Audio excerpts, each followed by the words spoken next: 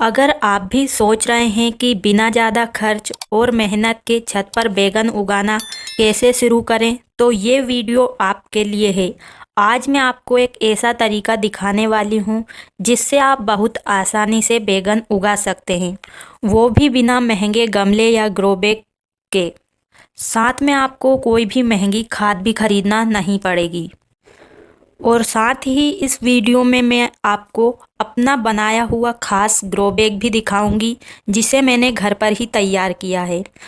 तो वीडियो को पूरा ज़रूर देखें क्योंकि आखिरी में मैं कुछ ऐसे टिप्स दूंगी जो आपके पौधे को जल्दी बढ़ने में और ज़्यादा बैगन लगने में मदद करेंगे। तो चलिए शुरू करते हैं। तो मेरा नाम है उर्मिला। आपका स्वागत है हमारे YouTube channel village terrace garden में, जहां पर मैं दिखाती हूं बहुत ही कम बजट में ढेर सारी सब्जी उगाने के आसान तरीके। तो अगर आप पहली बार हमारे वीडियो देख रहे हैं तो हमारे चैनल को सब्सक्राइब करें और वीडियो को लाइक करें ताकि ऐसे ही वीडियो आपको मिलते रहें। तो बैगन उगाने के लिए सबसे पहले हमें बैगन के पौधों की ज़रूरत होती है। अगर आप बैगन के बीज लगाकर पौधे तैयार करना चाहते हैं तो इसमें लगभग आपको 1 से 1.5 महीने का समय लग जाएगा।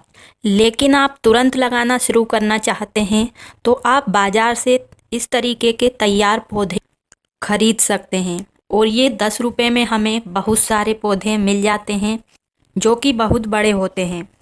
अगर हम बीज से पौधा तैयार करेंगे तो कभी कभी तो हमारा बीज ग्रो नहीं होता है और हो भी जाता है तो वो 1 महीने में अच्छा बड़ा पौधा बनकर तैयार होता है।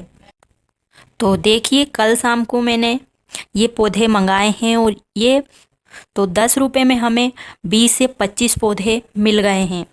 और जब भी आप इस तरीके से पौधे खरीदें उस समय आपको ध्यान देना है कि इसकी पत्तियां हरी और स्वस्थ हो।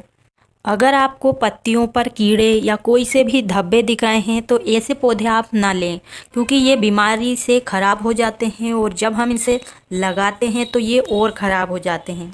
तो मेरे पास पुराने बहुत सारे बैगन के पौधे लगे हुए हैं तो मैंने अभी इन पौधों को बाज़ार से ही ख़रीद लिया है ताकि हम जल्दी से इन पौधों से बैगन ले सकें। तो अब बात करते हैं ग्रो बैग की। तो मैंने महंगे ग्रो बैग खरीदने की जगह एक पुरानी बोरी का इस्तेमाल करके इस तरीके से एक बोरी के 2 ग्रो बैग बना लिए हैं। तो ये एक सीमेंट की बोरी थी, उसको मैंने इस तरीके से कट करके सिल लिया है। और तो ग्रो बैग तो मैं हर बार बनाती हूँ लेकिन अब की बार मैंने कुछ इसमें नया ऐड किया है क्योंकि बोरी के जो ग्रो बैग है वो कुछ समय बाद ख़राब हो जाते हैं। मार्केट जैसे ये नहीं होते हैं क्योंकि ये फ्री में हम बनाते हैं। तो इसमें मैंने क्या किया है कि एक पॉलीथीन को अच्छे से ग्रो बैग की तरह ही सिल लिया है जिससे कि ये और मजबूत हो गया है। तो धूप से बचाने के लिए मैंने इसमें ऊपर से प्लास्टिक की इस तरीके से पॉलीथीन लगा दी है। तो आप इस तरीके के ग्रो बैग बहुत ही आसानी से बना सकते हैं। ऐसा नहीं, अगर आपको पत्तेदार सब्जी लगाना है तो उसके लिए आप जिस तरीके से मार्केट में ग्रो बैग मिलते हैं उस तरीके से बना सकते हैं। तो इस विषय में मैंने डिटेल वीडियो पहले से ही डाला है, अगर आप देखना चाहते हैं तो उस वीडियो को देखकर इस तरीके से ढेर सारे ग्रो बैग बना सकते हैं। तो जब भी ग्रो बैग बनाएं उसमें ड्रेनेज होल ज़रूर बनाएं क्योंकि एक्स्ट्रा पानी निकलना बहुत ही ज़रूरी है। और जब भी मैं कोई सा भी पौधा लगाती हूँ तो उसे मैं कम से कम मिट्टी भरने का प्रयास करती हूँ, साथ में उसमें खाद भी बनाती हूँ। तो इसके लिए मैं इसमें डालूँगी ढेर सारा वेस्ट मटेरियल। तो ग्रो बैग को मिट्टी से भरने से पहले मैंने इसमें है जैसे किचन के सब्जियों और फलों के छिलके, सूखे हुए पत्ते और जो हम पौधों की कटाई छटाई करते हैं वो पत्तियाँ, और इस तरीके के पुराने कागज़ और न्यूज़पेपर और अन्य वेस्ट मटेरियल हम इसमें डाल सकते हैं जो कि गलकर खाद बन जाते हैं। और जो हमने पौधे लगाए हैं उसमें बहुत सारे घास उगाते हैं तो उनका इस्तेमाल भी हम ग्रो बैग को भरने के लिए कर सकते हैं।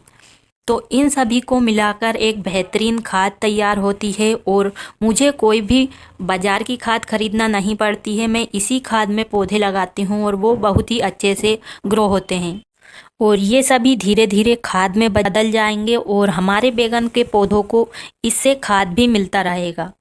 तो देखिए इस तरीके से मैंने ग्रो बैग को भर लिया है और इन सभी चीज़ों से हमारा ग्रो बैग आधा भर चुका है। और अब हम इसमें डालेंगे आधी मिट्टी। तो पौधे की ग्रोथ हमारी अच्छी मिट्टी पर निर्भर करती है। जितनी अच्छी हम मिट्टी बनाएंगे उतना ही अच्छा हमारा पौधा बढ़ेगा और उसमें अच्छे बैगन लगेंगे। तो देखिए मैंने ली है ये मिट्टी जिसमें कि मैंने पहले भी पौधे लगाए हैं। तो सबसे पहले मैंने इसे 1 दिन के लिए धूप में सुखाया ताकि जो भी हमारे इसमें कीड़े या फंगस है वो निकल जाए। और पुराने पौधे की जड़, पत्ते, इन सभी को अच्छे से मैंने इसमें से छांट लिया है। और अब हम इसमें मिलाएंगे वो खाद जो हमारे घर पर हमें बहुत आसानी से मिल जाती है और बहुत ही कम बजट में हम मिट्टी को बहुत ही अच्छा बना सकते हैं। तो मैं इसमें सबसे पहले डाल रही हूँ गोबर की खाद। तो गोबर की खाद मैंने थोड़ी सी ही मिलाई है क्योंकि आप जानते ही होंगे कि मैं जब भी ग्रो बैग भरती हूँ तो उसमें मैं ढेर सारा किचन वेस्ट और ये सूखे हुए पत्ते डालती हूँ जिससे उनका मिट्टी के अंदर ही खाद बन जाता है। और जब हम इस ग्रो बैग को पलटते हैं तो पूरा खाद हम उस मिट्टी में मिला देते हैं। अगर आप इस तरीके से किचन वेस्ट का खाद नहीं बनाते हैं, मिट्टी से आधी मात्रा में गोबर की खाद या वर्मी कंपोस्ट मिला सकते हैं। और अब हम मिट्टी में मिलाएंगे चूना जो अक्सर खाने में या पुताई करने में काम आता है। तो चूना हमारी मिट्टी के लिए बहुत ही अच्छा है। और अगर आप 1 गमले की मिट्टी बना रहे हैं तो इसमें आधी चम्मच के करीब बस आपको चूना मिलाना है। और अब हम इस मिट्टी में मिलाएंगे ये है राख जो कि हर कहीं पर फ्री में मिल जाती है। और अभी तो ठंड का समय है तो हर कहीं हम आग जलाते हैं तो आग से बहुत सारी इस तरीके की राख हो जाती है। उसका इस्तेमाल हम मिट्टी को अच्छा करने के लिए कर सकते हैं। तो राख मिलाने से हमारी मिट्टी में कोई भी फंगस नहीं लगेगा और कीड़ा नहीं लगेगा, साथ में हमारी मिट्टी भी बहुत अच्छी हो जाएगी। तो थोड़ी सी ही राख को हमें मिट्टी में मिलाना है। अगर हम ज़्यादा इस्तेमाल करेंगे तो इससे हमारे पौधों को भी नुकसान हो सकता है। राख का किस तरीके से उपयोग करना है, इसके क्या फ़ायदे हैं, क्या नुकसान हैं, इस विषय में मैंने डिटेल में वीडियो बनाया है। अगर आपने उस वीडियो को नहीं देखा है तो उसे ज़रूर देखें। और अब हम इसमें मिलाएंगे हल्दी पाउडर जो कि हर घर में होती है। बस आधी चम्मच या इससे थोड़ी कम हम 1 गमले की मिट्टी में मिला सकते हैं। हल्दी अगर मिलाएंगे तो हमारी मिट्टी में चींटियाँ नहीं होगी, ना ही हमारे पौधों की जड़ों में कोई फंगस लगेगा।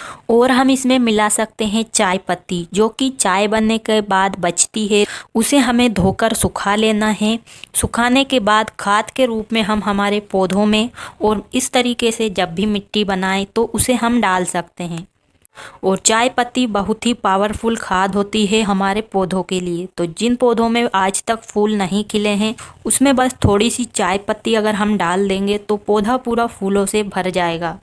और हम इसमें डाल सकते हैं सूखे हुए नीम के पत्ते जिससे कि हमारी मिट्टी में फंगस वगैरह नहीं लगता है। और नीम खली का काम हमारी मिट्टी में बिल्कुल फ्री में नीम के पत्ते करेंगे। तो नीम के पत्तों को आप सुखा कर रख सकते हैं और फिर जब भी मिट्टी बनाएं तो उसमें आप डाल सकते हैं। और इन सभी खाद को हमें अच्छे से पूरी मिट्टी में मिक्स कर लेना है। तो देखिए इस तरीके से मैंने पूरी खाद को मिला लिया है, लेकिन तो बड़ी बड़ी मिट्टी है तो उसे हमें इस तरीके से निकाल लेना है और इसका यूज भी हम करेंगे। तो इस तरीके से अब हमारी मिट्टी तैयार हो जाती है। और अब हम इस मिट्टी को ग्रो बैग में भर लेते हैं। ग्रो बैग भरने से पहले हम तो बड़ी वाली मिट्टी को डालेंगे ताकि ये मिट्टी हमारे जो वेस्ट मटेरियल हमने डाला है उसमें नीचे जा सके, जिससे जो वेस्ट मटेरियल ऊपर उठ रहा होगा वो नीचे अच्छे से सेट हो जाएगा। तो जब ये वेस्ट मटेरियल गलता है तो हमारी मिट्टी भी नीचे चली जाती है, इसलिए हमें इसे अच्छे से दबाकर भरना है ताकि बाद में हमारा ग्रो बैग कहीं से खराब ना दिखे और अच्छे से इसमें पौधे लग सके। तो देखिए इस तरीके से इसे दबाने से हमारा जो ग्रो बैग है वो आधा खाली हो चुका है। और जब भी आप ग्रो बैग भरें तो एकदम पूरी मिट्टी को ना भरें, थोड़ी थोड़ी करके अगर मिट्टी आप ग्रो बैग में भरेंगे तो आपका ग्रो बैग देखने में भी अच्छा लगेगा और इसमें जो हमने खाद बनाने के लिए वेस्ट मटेरियल डाला है उसमें भी अच्छे से खाद बन जाएगा। तो आपको मिट्टी 2-3 बार करके अच्छे से इसमें फैला देना है और 1-2 बार आप ग्रो बैग को उठाकर रख सकते हैं, जिससे मिट्टी अच्छे से सेट हो जाएगी और नीचे तक पहुंच जाएगी। और ग्रो बैग को हम पूरा भर लेंगे, थोड़ा सा ही खाली रखेंगे, क्योंकि वेस्ट मटेरियल थोड़ा गलेगा तो हमारा ग्रो बैग भी खाली होगा। और ग्रो बैग खाली होना भी ज़रूरी है, क्योंकि जब हम पौधे लगा देते हैं तो महीने में 1 बार हम इसमें कोई भी खाद देते हैं, गोबर की खाद या वर्मी कंपोस्ट, तो इसके लिए ग्रो बैग खाली होना बहुत ही ज़रूरी है। और जैसे जैसे पौधे बड़े होते हैं तो उनकी जड़ ऊपर दिखने लग जाती है, तो उन्हें ढकने के लिए भी हम मिट्टी डालते हैं। तो देखिए, इस प्रकार से मैंने दोनों ग्रो बैग को बहुत ही अच्छे तरीके से भर लिया है। जो भी ऊपर हमें बड़ी मिट्टी दिख रही है उसे हमें इस तरीके से हटा देना है। और अब हमें सीधे इसमें पौधे बिल्कुल भी नहीं लगाना है। सबसे पहले हमें इसमें देना है पानी, और इतना पानी हमें डालना है कि नीचे जो हमने ड्रेनेज होल बनाए हैं उनमें से पानी बाहर निकल सके, क्योंकि अगर हम पौधे लगाने के बाद इसमें पानी देंगे तो हम इतना पानी नहीं दे पाएंगे कि पूरी मिट्टी अंदर से मिट्टी में नमी बन सके। और आप चाहें तो ग्रो बैग को 1 दिन पहले इस तरीके से तैयार करके रख सकते हैं, क्योंकि ये बहुत ही ज़रूरी है। अगर आप बाज़ार से पौधे ला रहे हैं तो आप कोशिश करें कि पहले आप मिट्टी से अच्छे से ग्रो बैग को भरकर तैयार कर लें, और पौधे लाने के तुरंत बाद आप इसमें लगा सकते हैं। अगर आप बाद में लगाएंगे तो पौधे तो मुरझा सकते हैं, तो उन्हें फिर अच्छे से सेट होने में 5-6 दिन लग जाते हैं।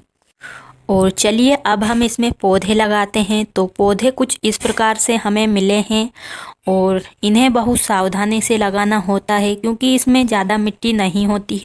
तो बैगन लगाने के लिए हम 12 इंच का ग्रो बैग ले सकते हैं, और इतने बड़े ग्रो बैग में हमें एक ग्रो बैग में एक ही पौधा लगाना है। और जो ये पौधे हैं इसमें से इस तरीके से साइड में से ग्रोथ हो रही है, तो इन्हें हमें हटा देना है, क्योंकि इन ग्रोथ में बहुत जल्दी बैगन आते हैं जो कि हमारे पौधे के लिए अच्छे नहीं होते हैं। तो पौधे में वहाँ पर बैगन तो बन जाते हैं, लेकिन हमारा पौधा कमज़ोर हो जाता है। तो इस तरीके से हमें बिना इसकी जड़ों को तोड़े अच्छे से इसे इतना गहराई में पौधे को अच्छे से लगा देना है, और मिट्टी से इसे अच्छे से ढक देना है।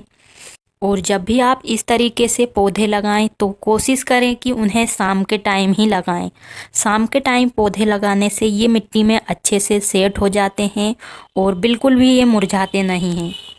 अगर हम दिन में पौधों को लगाते हैं तो ये दिन भर की धूप में मुरझा जाते हैं, और इसकी पत्तियां भी खराब हो जाती है।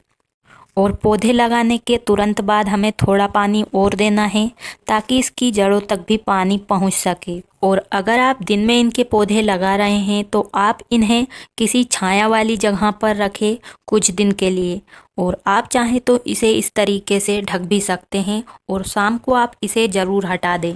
बैगन के पौधे आप जब भी लगाएं तो उन्हें ऐसी जगह पर रखें जहां पर 6 से 8 घंटे की धूप मिल सके। और इसके अलावा आप पानी सही मात्रा में दें। पौधों को ना तो ज़्यादा पानी पसंद है, ना ही कम पानी। और हर 15 दिन में आप कोई भी ऑर्गेनिक खाद डाल सकते हैं। तो मैं इसमें छाछ से बनी खाद, केले के छिलकों का खाद, गोबर की खाद का इस्तेमाल करती हूँ। तो इन सभी से हमारे पौधों को अच्छा खाद मिलता है, और पौधे अच्छे से बढ़ते हैं। अगर आपके पौधे पर कीड़े लग जाएं, आप नीम ऑयल या राख का छिड़काव कर सकते हैं, या हल्दी को पानी में मिक्स कर कर आप हर 15 दिन में स्प्रे करें। इससे आपके पौधे पर कीड़े बिल्कुल भी नहीं लगेंगे। और बैगन के पौधे में फूल आने के बाद फल बनने में थोड़ा समय लगता है। इस समय में पौधों को ज़्यादा पानी ना दें, और नियमित रूप से इसमें ऑर्गेनिक खाद डालते रहें। अगर आप चाहते हैं कि आपके पौधे जल्दी बैगन दे, तो आप इसमें हर महीने में 1 बार छाछ से बनी खाद का उपयोग ज़रूर करें। ये पौधे को तेज़ी से बढ़ने और बैगन लगने में मदद करते हैं। और बैगन का पौधा लगाने के लगभग 60 से 80 दिनों में हमें बैगन तोड़ने के लिए मिल जाते हैं। अगर आप लगातार बैगन लेना चाहते हैं तो आप एक साथ 5 पौधे लगाएं, क्योंकि इतने पौधे से ही हमें अच्छी हार्वेस्टिंग मिलेगी। और बैगन का पौधा एक बार लगाने के बाद 1-2 साल आराम से चल जाता है और उनमें हमें समय समय पर बस कटिंग करना होती है और उससे फिर हमें बहुत दिनों तक बैगन मिलते रहते हैं। तो इस आसान तरीके से आप भी अपने छत पर बहुत ही आसान तरीके से ऑर्गेनिक बैगन उगा सकते हैं। तो उम्मीद है आपको आज की वीडियो पसंद आई होगी। अगर आपको ये वीडियो पसंद आया हो तो इसे लाइक ज़रूर करें और अपने दोस्तों के साथ शेयर करें ताकि वो भी इस तरीके केमिकल फ्री बैगन अपने घर की छत पर उगा सकें।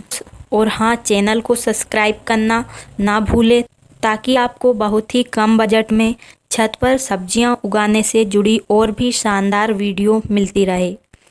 तो आज के लिए बस इतना ही। मिलते हैं किसी नई वीडियो में। तब तक के लिए खुश रहिए और इसी तरीके से छत पर सब्जियां उगाते रहिए। धन्यवाद।